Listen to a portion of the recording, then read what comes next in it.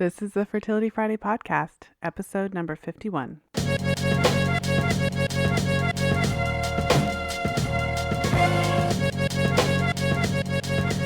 Welcome to the 51st episode of the Fertility Friday podcast.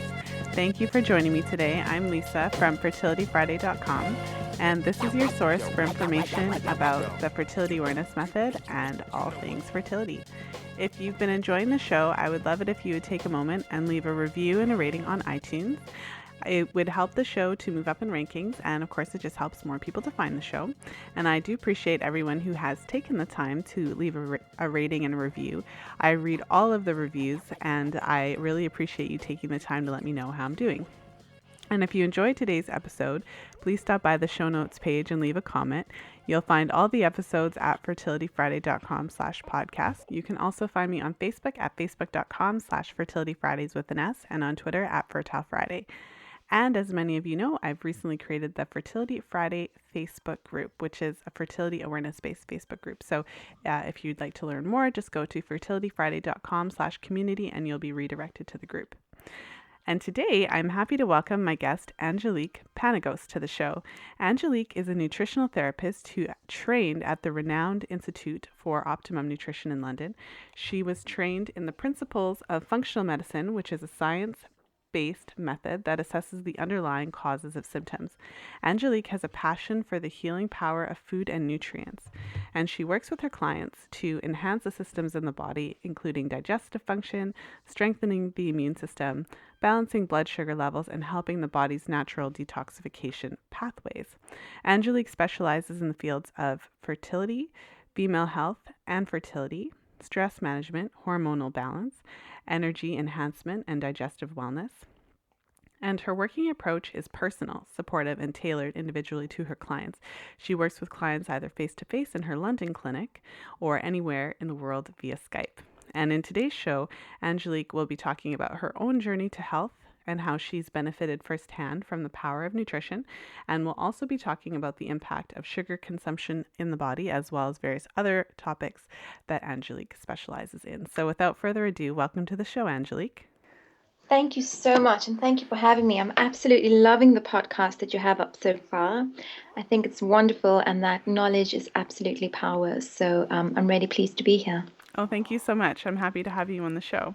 And so I did give you a bit of an introduction, but I'd love for you to fill in the blanks and tell the listeners a little bit about your background, as well as how you entered into this field, what your own story and journey was. Right, so where to start? I think I'll give you a bit of a background on myself. So I'm a Greek-Italian girl born and bred in South Africa, and that actually means that I have the license to eat. Being typically Greek-Italian home, every single social event was focused around food, and that really enhanced a natural passion for food and for eating. I'm just going to put that out there. I love to eat. My mum's always been into naturopathy and homeopathy, and from as far as I can remember, when we were ill, there was always supplements and herbs, and we went to a naturopath a lot and to a homeopath a lot. So I had a real vested interest in that side as well. And I always used to say from a young age, I'm gonna help heal the world. But when I turned 18-ish, I thought I knew it all, and I totally went off the rails. I partied like a rock star in the 80s, and I ate really badly, and I became really ill. I'd also put on so much weight that I thought I needed to do something about it, and I did. I didn't do it in a healthy way at all. I actually developed bulimia and then anorexia, and that further just spiraled my health into this downward spiral. And before I knew it, I'd actually developed hypothyroidism. My family, there's a lot of family members that have hypothyroidism in the family already, so I was predisposed to it, but my environment caused that. So there I was with an underactive thyroid, really, really irregular periods. I couldn't understand what was going on. My weight was fluctuating because after coming out of the anorexia, I actually became obsessive compulsive overeater. So I would just eat and all the wrong foods, all the sugary foods, the carbohydrate rich foods. So I was really feeling tired, burnt out, and my brain wasn't firing on all cylinders. I don't know if if that resonates with you at all or makes sense at all, but it almost felt like cotton wool had been stuffed in between my ears because I just wasn't able to retain new information. Mm-hmm. And I knew I had to do something about it. And that's what actually got me interested again in nutrition. And so I went to see a nutritional therapist, and 3 months later, I was actually enrolled at ION, and I embarked on the 4-year course to become a nutritional therapist myself. Okay, well, that's definitely quite the journey. Yeah, So obviously there was a path between the struggles that you had with respect to your own health and then, where you are now. absolutely. So maybe you could talk a little bit about how your diet changed and how your Mm. relationship with food changed. Obviously, given that you talked about your own experience with eating disorders, your relationship to food, I'm guessing, is a lot different now than it was then. Definitely, absolutely. I think back, and I think having that good foundation growing up, where with my mum really having a focus on nutrition helped me to get back to where I needed to be, and also to hear the right messages again. Um, it was a long struggle. I'm not going to say that it happened overnight because it definitely didn't. I'd say that probably from around the age of 25 to 32, 33 is where things really took a big change. And I really started to see food more as a healing than as a punishment or a treat, because you get into the cycle of, oh, I've done so well today, I'll eat a chocolate.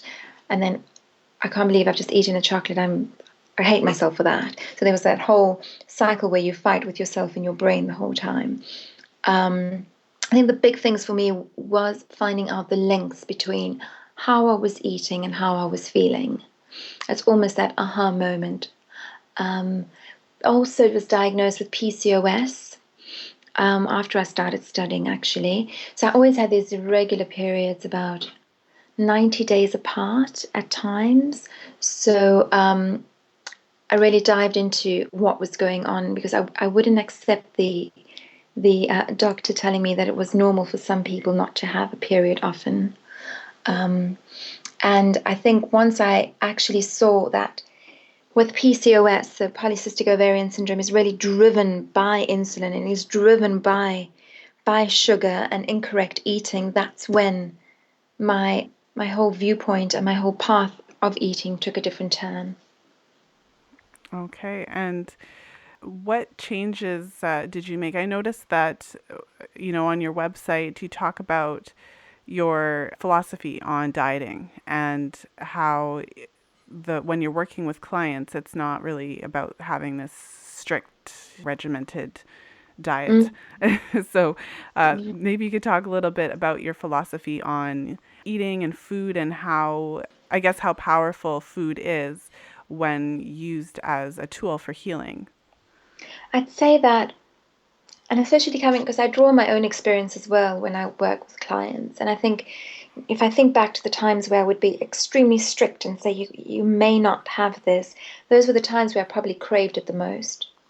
So what I truly believe is that we need to find that balance, and that the food we eat affects every cell in the body, and it really does make the difference between you feeling on top of your game or feeling tired and run down and bloated. So what we also need to take into consideration is that we're all biochemically different, so we can't have a one size fits all approach. And it's really about finding what works for your body and what works for you individually, and that's what I bring into the consultations as well. And it's about that, not having these strict constraints around what you can and can't be eating, but rather adopting that 80/20 lifestyle. 80% of the time, and where it's in your control, you stick to your personal eating plan. And that 20% of the time, and especially where it's not in your control, you just go with the flow. I think that's so important because obviously on the podcast, I've focused a lot on diet and lifestyle and how those things can impact your fertility and your health. And it's important to do your best to eat healthy and to make sure you're getting the appropriate nutrients, especially when you're trying to conceive. But there is something to be said for balance, because it's not healthy to be so regimented that you're always having this kind of adversarial relationship with food, whereas food is really supposed to be for, nutrition, enjoyment. It's we can't live without eating, so we need to cultivate that relationship that we have to food. Absolutely. And I can see it a lot. I see it a lot in clinic where people come in, and it's not just ladies, we've got male and female going through the same struggles and that tug of war in the brain where food is concerned. And it's just because we've tipped the balance, we've tipped it in favor of what's actually in the media today, all these incorrect messages coming at us the whole time. And then, of course, we have to also bear in mind that magazines and all of these show us the perfect figure as well. So here you are eating these foods that are advertised. They cause weight gain, and then you open a magazine and you see someone with what you think is the ideal figure now. And then you have this complete tug of war and this complete unhealthy relationship with food, because you want to be that perfect figure that you see there, but you also want to eat the foods that's advertised. So it's quite difficult. Absolutely. And so one of the areas that you specialize in is fertility and female Mm, health. mm. And so, coming from the perspective of from women who are experiencing or have experienced having an eating disorder, what would you say the impact is when you have a disordered eating pattern on your fertility and on your health? So with fertility and health, we really need to have a good nutrient store in the body. There's so many nutrients that are involved in ensuring that we have healthy eggs, that we can actually have the right hormones to be able to carry full term and have our healthy, perfect babies. So when we actually going through this feast and famine that we do with eating disorders, or this really restrictive eating pattern where you suddenly think that having any form of fats is totally bad, then we start reducing the nutrients in our body, and we start depleting those nutrients as well. Well, and one of the things that I wanted to talk about with you is the impact of sugar on our bodies. It's one of the topics that I've touched on a bit in different podcasts, the topic of having that balance of the sugar, what am I trying to say? The sugar Blood balance or sugar the balance. glucose balance? That's what Yeah, I'm trying to blood say. sugar. Okay, having the blood sugar balance. Yeah. So, one of the topics and areas that you discuss and work with clients with is sugar. So, Mm. let's talk about the impact of sugar on our bodies and what happens when that blood sugar balance is tipped off of the rails. So our body's amazing. We think about it. It loves to keep everything in perfect balance. And we put it through a lot, really. And then it's just able to go back to balance. So the balance that the body likes is called homeostasis. And everything just works in synergy and everything just flows really well. When we eat food, that food is broken down into the simplest form, if that I can put it. It's just broken down into glucose, which is the same as putting petrol in your petrol tank. So we've got this glucose and we're able to run on it. Our heart beats, our lung breathes. We can hear, we can see, we can talk, we can function. Everything's happening without us even thinking about it. And that's just using energy the whole time to do that. Now, there's certain foods that cause this energy to spike. So if we liken it to a barbecue, for example, if you've got this even flame, but then you throw a gas on it, it will just ignite and then frizzle out really quickly. So that's what happens when we eat certain foods. That nice balance of blood sugar level actually spikes right up and causes our body to go into alarm, because we really can only have about the equivalent of 2 teaspoons of sugar in our body at one time. So when we're drinking something like Coca-Cola or anything like that, that has 9 to 10 teaspoons of sugar per drink, we're really sending that blood sugar level sky high. What the body then has to do is secrete insulin, and the insulin's a lot in the media now as well. What insulin does is it comes up into the bloodstream and it takes out all that blood sugar and it deposits it into the cells. And whatever's left over, it actually deposits in the fat cells nicely around the waist area. Of course. where a lot of people are walking around with what looks like, I think it's referred to as the muffin top, isn't it? Or like a super tube around the waist. It's really bad. I mean, I've been there. I've had that where I've actually thought I'm going to have to tuck my stomach in with my top into my trousers because it's just hanging over. And this is happening a lot. And I always say, like, when the summer months come, you can see because people are wearing t-shirts, they're wearing less covering, you can actually see how our body shape is changed into this muffin top type shape now because of the incorrect eating and because of the effect on sugar on the bloodstream. But our definition of what sugar is actually needs to be expanded because it's not just the white crystallized stuff that we put in tea or on our cereals. It's actually anything that's white, sweet, or fluffy. So it's this refined carbohydrates that's everywhere today as well.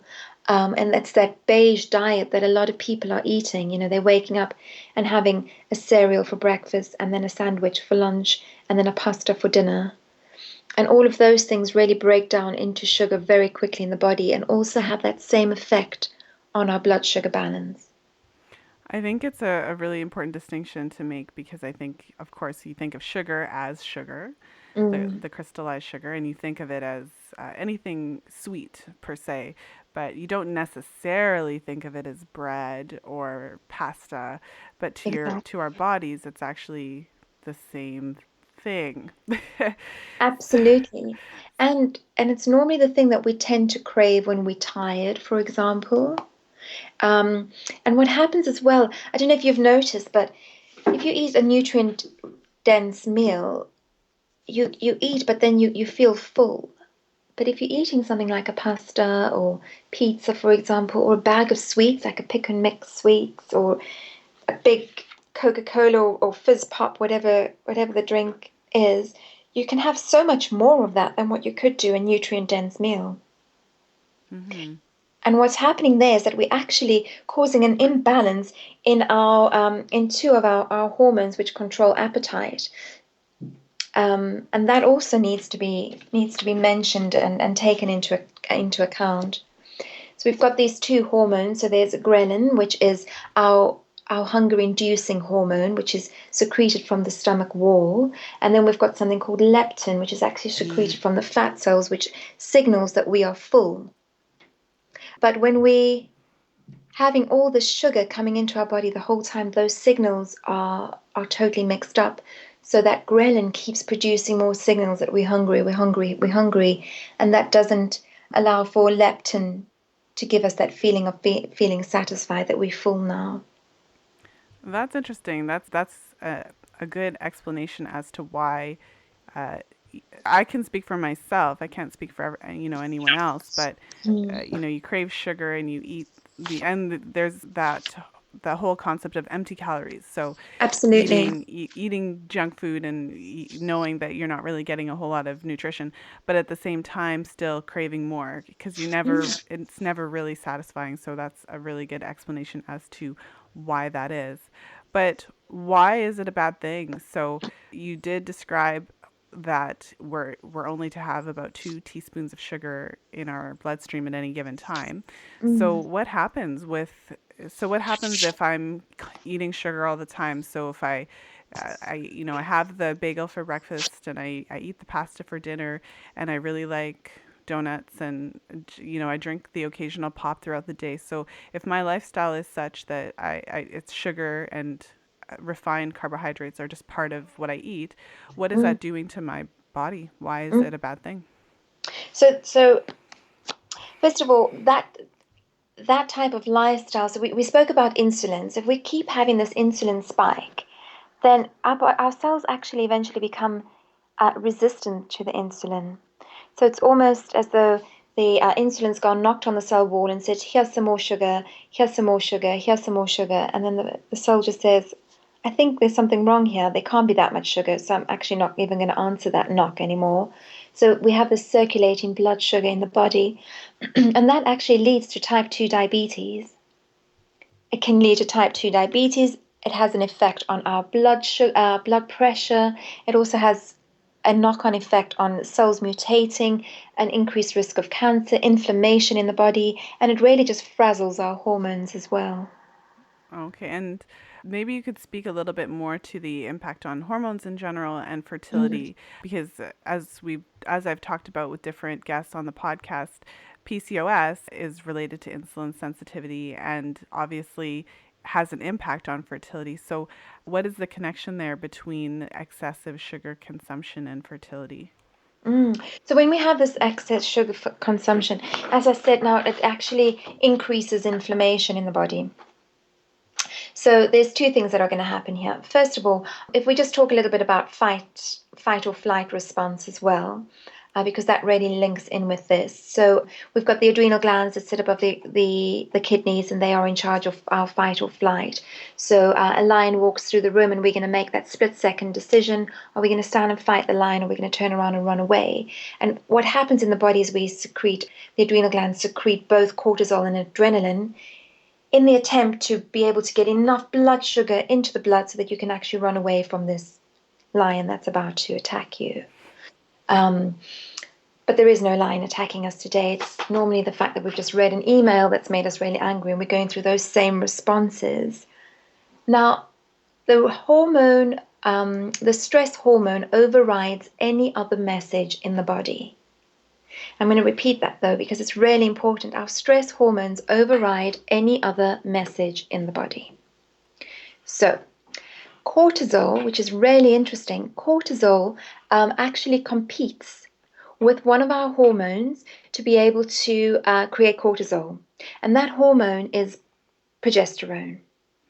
And progesterone is essential for fertility and for us to be able to carry our babies full term. So if we go back a little bit and we think about it, if we keep sending our blood sugar sky high, that insulin comes in, it overcompensates, and it takes us into this lower blood sugar.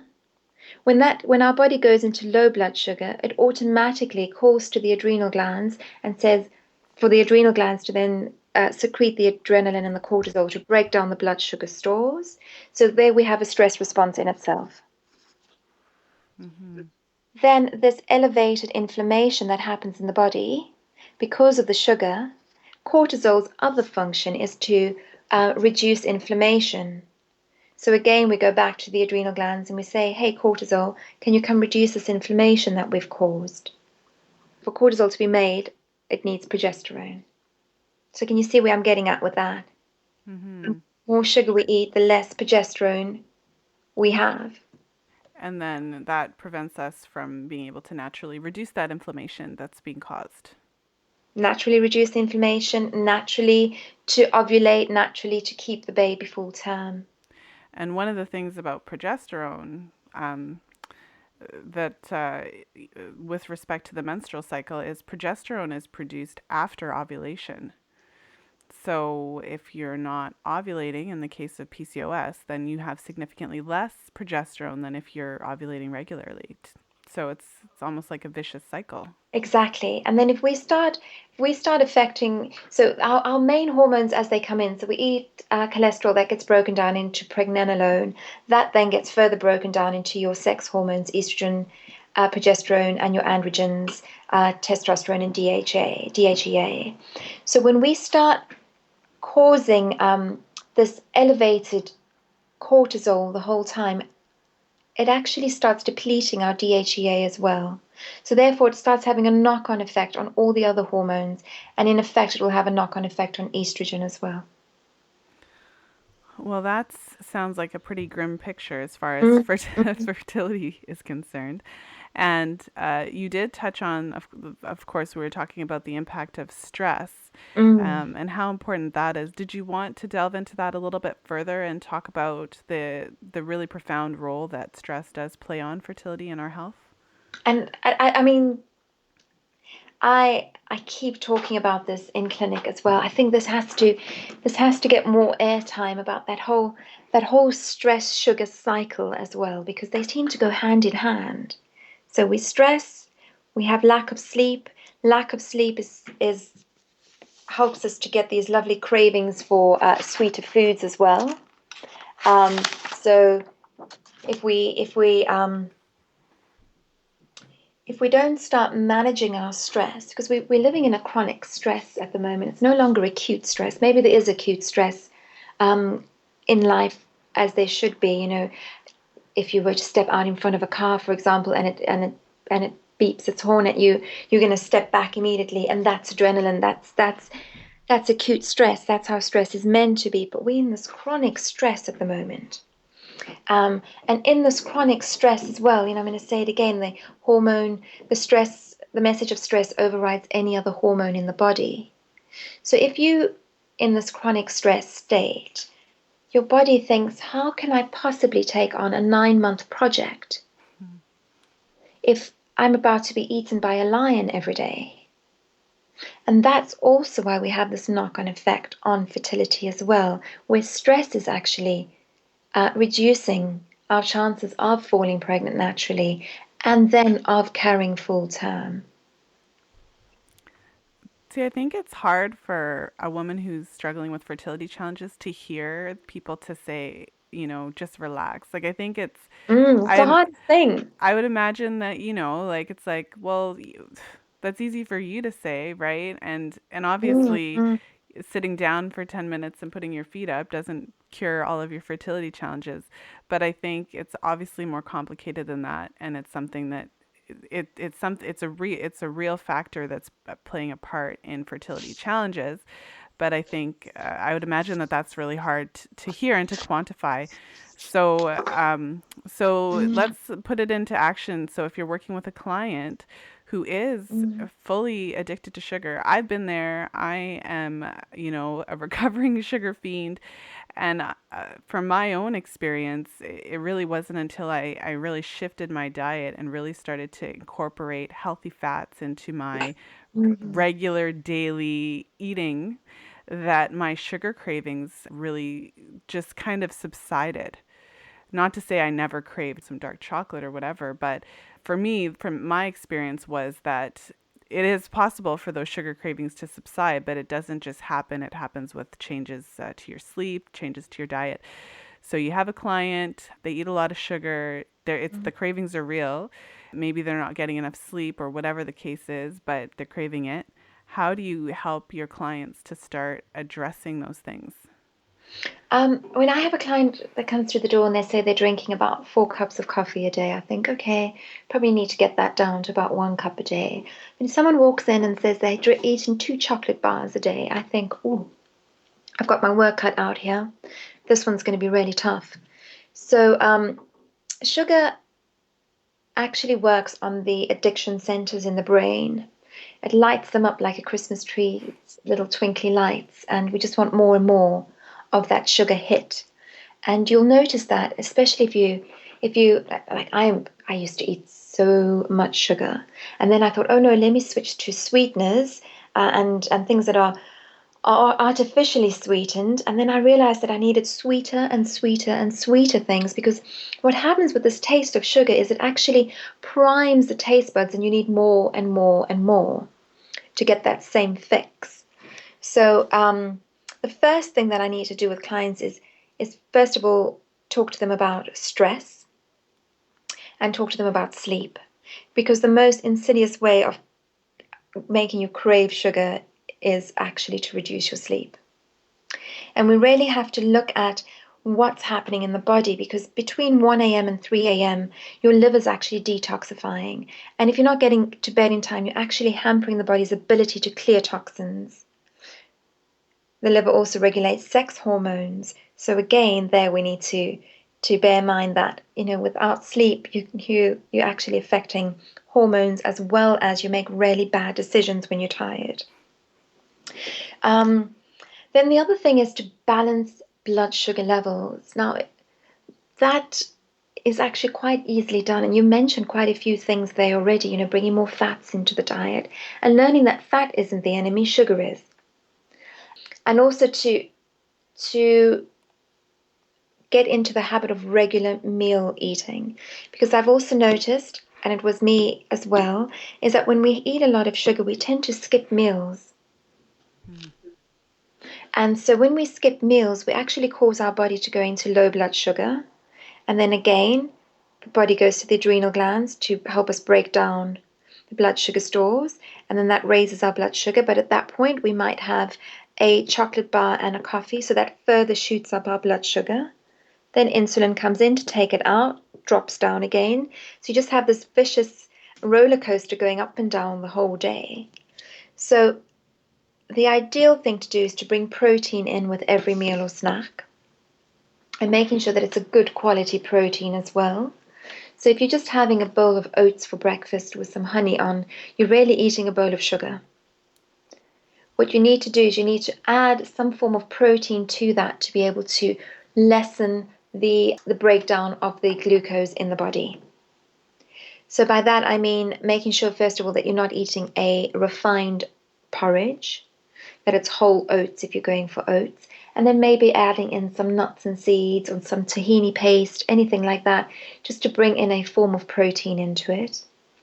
And then adding possibly some cinnamon. Cinnamon's got a bit of a sweet taste to it. And it also helps our cells become more sensitive to insulin. So the first port of call would be to ensure that you're getting enough sleep and at the right time, so going to bed early enough, bringing in the protein with every meal or snack, and getting into a habit of eating regularly. Mm-hmm. Well, it's interesting that you mentioned that as well. I feel like it kind of goes back to what we were talking about with respect to disordered eating. If someone has a relationship with food such that they feel that eating itself, trying to reduce the calories or trying to stick with, so let's say you pick a number and you want to eat that many calories per day, you're Mm-hmm. not really thinking about eating regular meals and trying to balance your blood sugar and trying to ensure you're getting adequate nutrition. It's almost like a game that you're playing on. So you could have a video game trying to eat the calorie number, Totally. and then you're completely disconnected from what it is that you're actually eating because you're trying to fit numbers into a chart essentially. Mm-mm. So switching that over to actually kind of planning your meals, so thinking about, okay, what am I going to eat for breakfast, how am I going to ensure that I'm balancing each meal with protein, throwing in healthy fats, because when you have that complete meal that involves, protein plus fats plus carbohydrates, Mm. you tend to feel more satisfied for longer. That's definitely the key. And then if I really like the point that you made about not missing meals, because then that makes a difference as well. Like if you're going to be hungry, if you plan your meal, at least you have a shot at eating something that you want to eat instead of Exactly. having incidental eating because you're hungry. Mm, mm. And I meet a client at the point where they are as well. So if it's someone that doesn't cook at all at home, then I'd probably just bring in one meal that they're going to be cooking a day just to start with. And it's those baby steps, really. A lot of people say, give me everything. I can change everything at once. And no, actually, you can't. It's better to start with these small steps. But the one thing you should really do is go cold turkey on that sugar. You will feel really horrible, but your body has to go through a detox. It has to stop relying on that sugar for energy as well. So another thing might be, or how I work with clients as well, is to really show people what a portion looks like. So, where the protein is the size of your palm of your hand for ladies and up to the first knuckle from the palm of your hand for men. And vegetables is probably about a fistful of vegetables, and you really want to aim to have about 6 of those a day. And it's having fats with every meal, but thinking of it as an integral part of your meal, not as a food group on its own. So that's avocado, your oily fish, those type of things as well.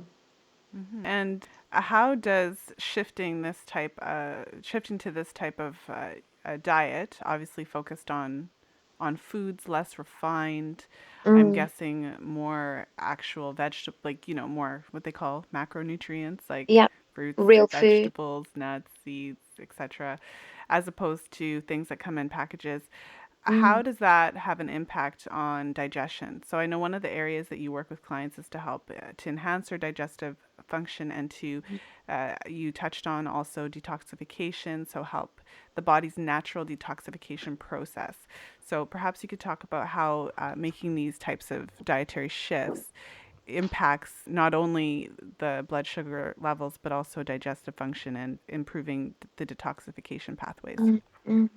So, I mean, Hippocrates said how thousands of years ago now, he said that, disease begins in the colon. So if disease begins in the digestive tract, then that's where health would begin as well. So our digestion is essential for hormone function, for the absorption of nutrients, for our immune system. 80% of the immune system is in the gut.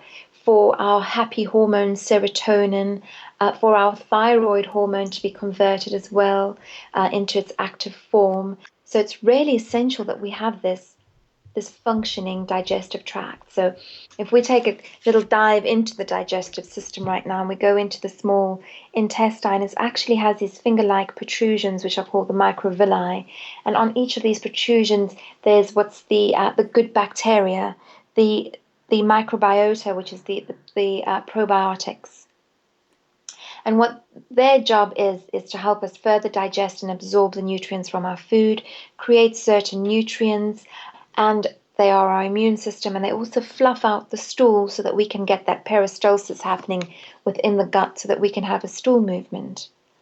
A lot of people are constipated. I have so many clients that when they first start, they're going twice a week, every 3 days, and some people think this is absolutely normal, but it's not. It's really not normal. We should be passing stool once a day or twice a day, but at least once a day. If we don't pass stool, we actually start reabsorbing toxins. And those toxins normally get deposited in the adipose tissue, which is the fat cells, because there's no exit for them to go out of. And our body tends to store fat then because it doesn't want to let go of the toxins. So then weight loss becomes an issue as well, where people are suddenly not able to lose weight. Excess weight gain also causes elevated inflammation. So we've just got this whole roller coaster going on the whole time, these vicious circles. That also leads to inflammation. Now, sugar, we come back to the sugar part again. Sugar actually feeds what's called the additional bacteria or the bad bacteria. And these bad bacteria give off their own gas and they cause bloating. They actually lead to constipation. They can cause that foggy headedness. They can cause headaches, skin conditions, joint pain. So by changing your diet into this whole food diet where you're eating real food, not food-like products, where you're eating things that you can actually recognize instead of a science experiment, you're actually giving your body the nutrients to be able to function at the basic level of normal digestion. And that's where health happens. And that's where hormones happen. And that's where we can get the body back into balance so that you can increase your chances of successful pregnancy. Okay, and when you first start working with a client, so Mm. a client who has been struggling with fertility challenges of one type or another, where do you start with them? The thing about functional medicine is it's not like there's one thing. It's not Exactly. like you're saying, okay, so if you have this issue, we're gonna, Mm. do this or take this or you have to eat this one thing or whatever. It's more of a whole body holistic approach where we're looking at the whole diet, we're looking at your sleep, we're looking at your stress. So really looking at the whole client. So maybe you could just touch a little bit on that and where you start from when you're working with fertility Mm. clients. It's 100% exactly what you've just said there. That whole putting people into little textbook cases. Oh, you've got X, Y, and Z, so therefore this must be the treatment for you. That doesn't work. As I said in the beginning, we're all biochemically individual, and therefore we can't have this one size fits all approach. I would say though, if we have things like, if you do have a condition like PCOS or even endometriosis, we can safely say that there's inflammation going on in the body, and we need to do the necessary steps to reduce that inflammation.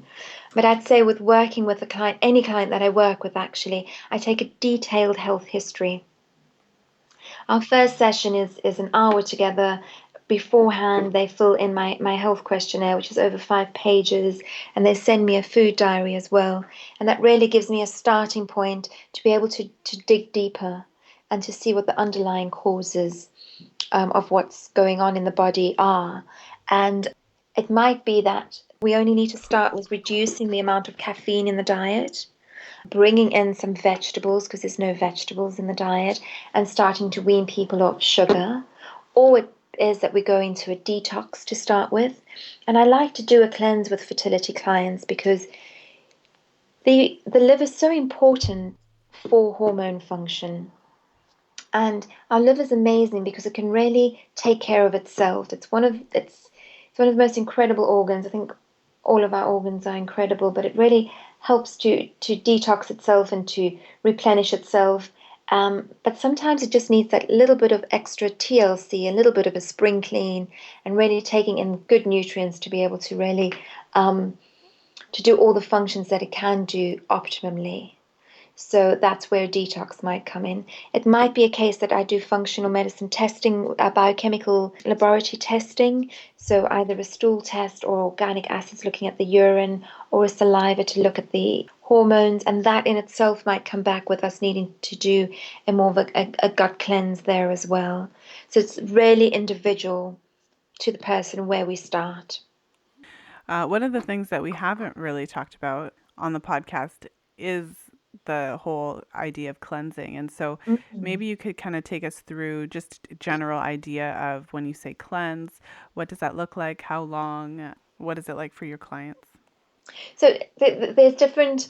So I personally run something called a metabolic detox, where it's a structured plan. It's 21 days, loads of meal plans, loads of recipes, loads of support going through, and where we really set an intention for that detox beforehand. You know, like what are you hoping to achieve in this time that you're giving your body these nutrients to heal, nourish, and receive the nutrients from the food.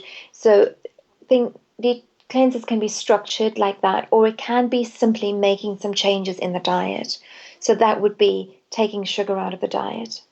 Um, Removing caffeine, reducing alcohol, or just for a short period, removing alcohol altogether, increasing the amount of dark green leafy or cruciferous vegetables, so those sulfur containing vegetables, so broccoli, kale, um, cabbage, and now I can't think of any more. So these green leafy ones, and making sure you're well hydrated, as well as eating good quality protein and fats in the diet.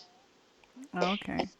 So, and also removing gluten. I mean, we haven't touched on gluten yet either, but as a Western world, I think eats far too much gluten, far too much. It's nearly in everything. And again, we go to that beige diet of cereals, pastas, and pizzas and sandwiches, and then there's no living foods. So what we really need to do is remove foods that can cause inflammation, and gluten's one of those. Gluten, dairy, sugar.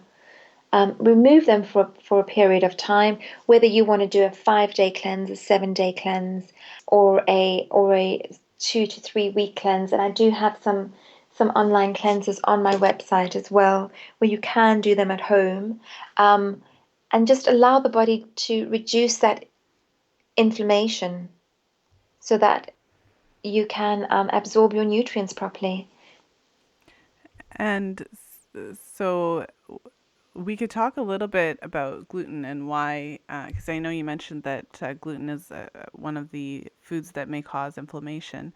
Mm, When you do a cleanse whereby you take out, say, gluten or dairy, or maybe you take out alcohol or something like that for a period of time, obviously at the end of the cleanse you're bringing it back. mm. So perhaps you could talk about what are the benefits of uh, that's my son. That's my newborn son. In case you're wondering what that was. You joined us for the Yeah, interview. I love it. yeah. He's obviously quite content, but every now and then. But But yeah, so what are the benefits to removing it for a short period of time? Even though you're bringing it back at the end of, to some extent, at the end of the cleanse Mhm. period. I would say that removing gluten means that you're going to start eating other foods that you haven't been eating because you've just been eating gluten. So it gives us a bit more of a variety of nutrients coming into the diet. Removing it for that short period of time also reduces that impact that it does have on the immune system, on the inflammation, and how it actually can almost coat the digestive tract so that you're not absorbing as well as you could be. So if you think about it, if you take flour and water and you mix it together, it becomes really gloopy. That's what gluten is. It's the protein within these grains that actually is really sticky, and it would really just, even if you're not gluten intolerant or celiac, just by reducing that for a short period of time, you're actually going to be giving your body a bit of a break. And that's what detoxing and cleansing is all about. It's allowing your body that bit of time just to repair. And at the moment, gluten free is a massive buzzword in the media, but there's a strong scientific data underpinning the benefits of gluten free, or at least a gluten reduced diet for all of us. Well, one of the topics that when we're talking about a cleanse that comes to mind is often I think that there's this idea that, so let's say you want to get pregnant, and you've been taking the pill, so Mm, maybe you've been taking the pill for 10 years, and then you're going to do a 2-week detox or something, and then all of a sudden your body's kind of clear of yeah. that kind of idea. Yeah, yeah. So maybe you could talk a little bit about that, because one of the things that I always think of is, I always think, okay, so if I want to make a change to my diet, I don't really want to set my goals to something that is just completely unachievable, like just something that I would consider to be unrealistic, like outlawing an entire food group forever. I just No, feel yeah, like exactly. I'm never going to eat, whatever again. I don't think that's a route to being successful. So I often think of what small change can I incorporate Hmm. that I could actually do. Mm. So whether that's let me try to eat an avocado in the morning with my breakfast. Yes, see, What's one it's making thing? those small things that you can do. And absolutely, I'm there with you. We need a balance. We need a balance of foods. And what I really don't want to create with clients is to perpetuate this disordered eating that's so easily ignited within a person. It's so easy to set that off, isn't it? So you don't want to totally take out food groups for the rest of your life, and then you start becoming so picky when you're going out as well that you actually stop enjoying yourself. But what you can do is you can maybe say every breakfast that you have is going to be a gluten-free breakfast. Hmm. Or you can say, what I like is a gluten-free breakfast and a gluten-free dinner, so that you are bringing in other food groups into those meals. And exactly what you said there, if you've been on the pill for 10 years, a 2-week cleanse is not going to be the miracle cure here. And I often say to my clients, you know, whatever stage they're at when they come to me, we'll work from that stage. But if they could give me 3 months pre trying, that would be the ideal. 3 months to work with both female and male, both man and woman, so that we can totally give the body the nutrients that it needs and revamp the eating plans. Because once you start eating in a different way, you actually start craving the good foods again. So, for example, like I actually crave my green smoothie every day. It's something that I feel that my body wants, it uses, it loves, where before I used to crave a coffee. So it's really about making those changes. And it's exactly what you said. It can be just bringing an avocado into to have with breakfast, or just to stop eating crisps, for example, or Just to wean your making those small incremental changes that you can actually do, something that's not too overwhelming. exactly, and something that you can do forever. So I always say with my clients that I'm not, because if people say to me, "Can you work out a diet for me?" I say no, I can't actually. What I can do is help you create a way of life, because it's not about jumping on a diet for 3 months and then going back to how you were eating before. What you need to do is you need to create something that works for you, that you can do day in and day out, into for the rest of your life. Mm-hmm. I think that's why I like the way that you have discussed the cleanse and how that is part of what you do with clients, because looking at it as giving your body a break, when you do give your body a break, that allows your body is a highly efficient machine. If you kind of get out of your body's way, it does other things. So if you can, stop bringing in the junk for a little while, then Mm, instead of your body having to produce all this insulin to get rid of all the sugar, it actually can do other stuff. It can exactly. actually clear out some of those toxins, or you just supporting the body and doing what it needs to do. And so I like that approach, and also incorporating that with, dietary changes that are actually doable, and not being too overly crazy about it and trying to have this perfect diet. The 80-20 rule allows for some balance. Why, Mm, why not have junk sometimes? I mean, why live your life always craving it and feeling bad if you have something? But at least if you have a foundation of healthy meals, then who cares if you have a little treat? I mean, exactly. you So don't have to feel bad. It's just food. There's no need to exactly, it's attach anything exactly to that. it. It's just a piece of cake, But um, I also, when I start with clients, I may at first bring in a 90-10 rule, just till we've got into a good habit, and then we can drop that to 80-20. And then also, going back to that, putting so much pressure on yourself. I'm going to bring that up again, because that puts a lot of stress on the body. And the message of stress overrides any other hormone in the body. So if Mm-hmm. we start taking a person who's got a dream of being a mum, and we start really stressing her out about everything she needs to be eating and everything she needs to definitely stay away from, where you've got someone going to a friend's house and like quizzing them about every single ingredient they put in the meal.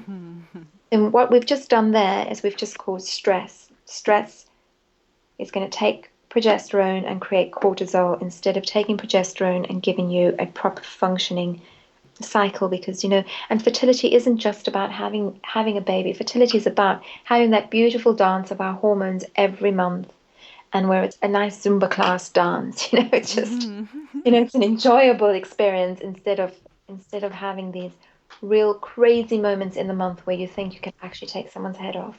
And Well, I've been there as well. yeah, no, I think we all have at one Yeah, time or yeah. another. So I have a few questions as we come to the close. Okay. So to kind of wrap up our conversation, you touched Mm, on this, but one of the questions I wanted to ask was, and I think you did touch on it, but I just wanted you to elaborate a little bit on time frame. So when it comes to a woman who's, looking to get pregnant or trying to, when it comes to kind of preconception care, when you're working with someone, you mentioned 3 months. Is that the optimal time when you're working with clients, or do you prefer to have a bit more time, or how does that work?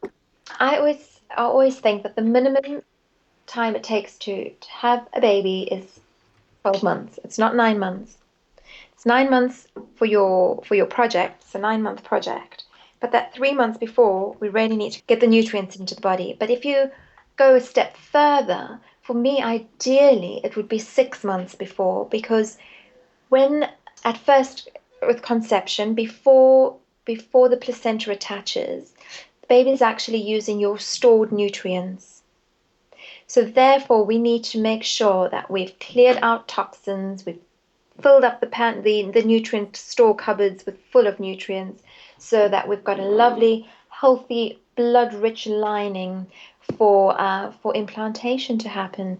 So 3 months beforehand, ideally, 6 months even better. Mm-hmm. Well, and the last question I want to ask you is about stress before I get into my final questions. But there's this, I don't know if it's a proverb or if it's just a quote that I've been hearing, and I really like it, and I think it applies here. It's, when is the best time to plant a tree? So the best time to plant a tree would have been 20 years ago. When is the second best time to plant a tree? Well, that would be today. And so I think the reason I'm bringing that up is because it's so easy as women to beat ourselves up. You know, Tot- you find the podcast, you're 6 months pregnant, and you're like, wow, now she's saying I should have started 3 months before. And Mm. Oh, I'm uh, glad you brought that up. Absolutely. so instead of beating yourself up, really and truly, yeah, yeah, sure, the best time to start all of this would have been, yeah, 5, 10 years ago. But we have Mm, to start where mm. we're at. So the second best time is now. It's Now right that we now. know. I'm so pleased that you brought that up because, again, I've been there myself. So unfortunately, we had a miscarriage last year, but when I was actually just starting the miscarriage, I was in an expert fertility conference for an accreditation. I thought, how ironic, but anyway.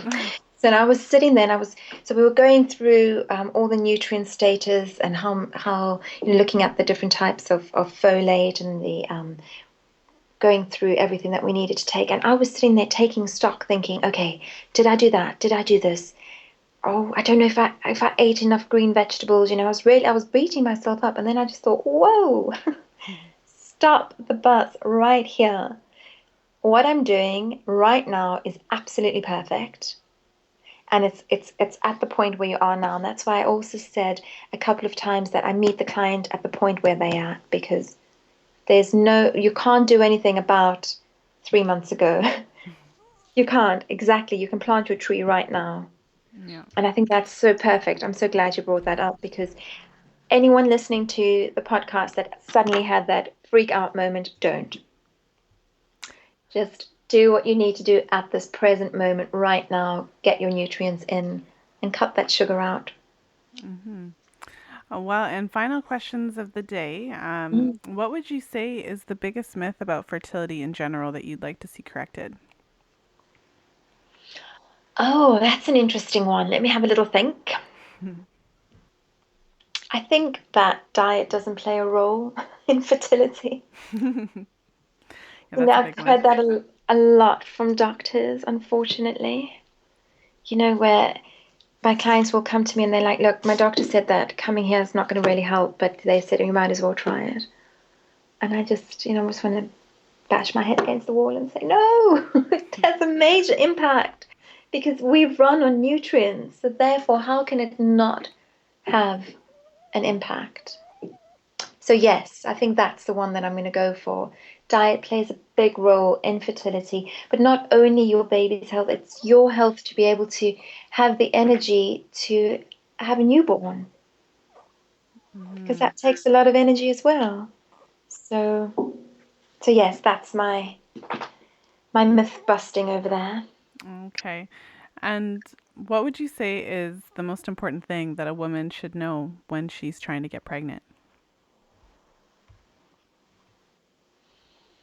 Can I say two things here? Oh, of course. Yeah. I really feel that if you're trying to get pregnant, you need to start on the folate beforehand. So get on a good quality natal formula and up your greens because that spinal column formation happens in the first 1 to 3 weeks, if I'm not mistaken. And you normally only find out that you're pregnant around week 4.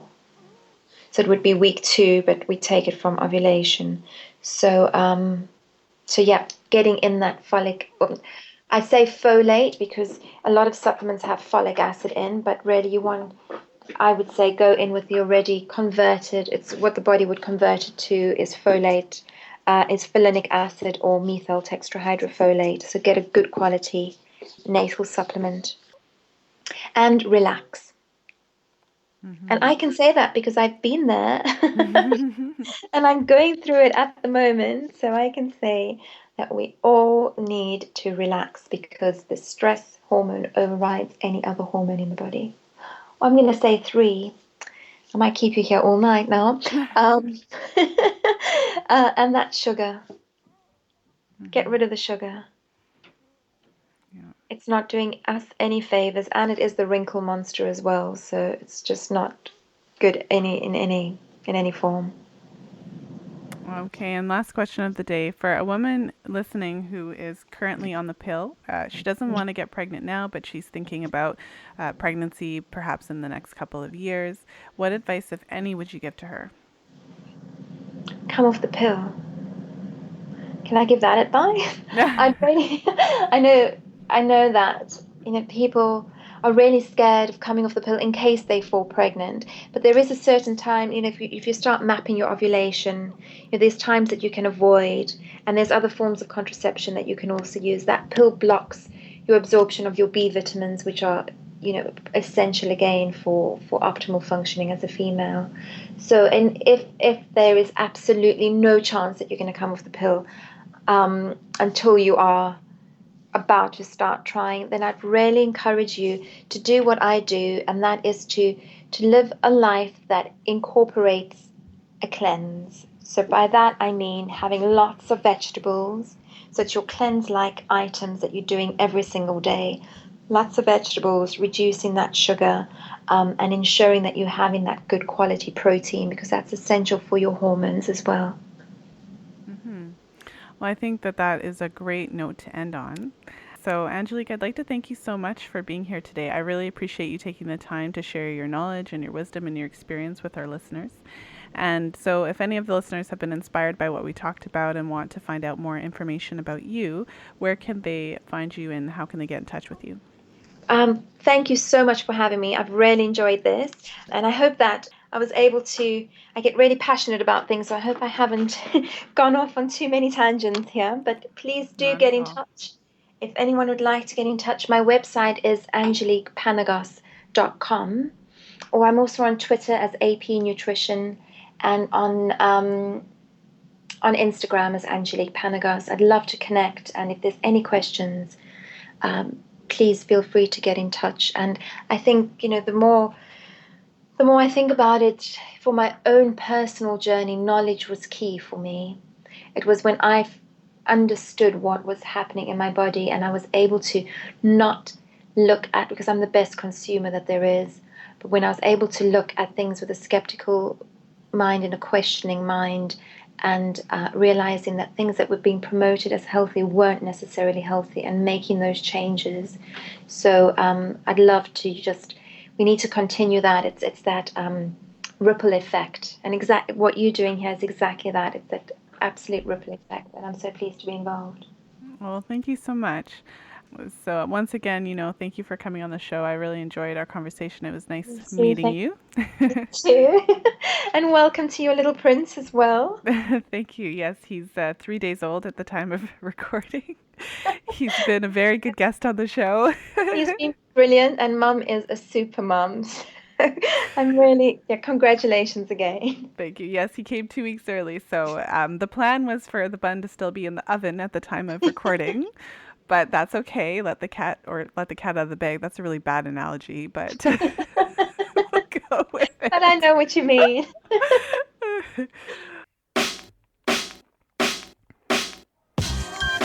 Thank you for listening. If you enjoyed today's show, please share it with a friend. I'd love to hear your thoughts on today's episode, so head over to the show notes page for today's show and let me know what you found most helpful. You'll find the show notes page for today's episode at fertilityfriday.com/51, so the number 51. And you can find me on Facebook at facebook.com/fertilityfridays with an S. You can find me on Twitter at Fertile Friday. And if you enjoyed what you heard today and you want to learn about the fertility awareness method, head over to fertilityfriday.com/community to join the Fertility Friday Fertility Awareness Method Facebook group. And if you've been enjoying the podcast, please look for it on iTunes and leave a 5-star review so that more people can find it.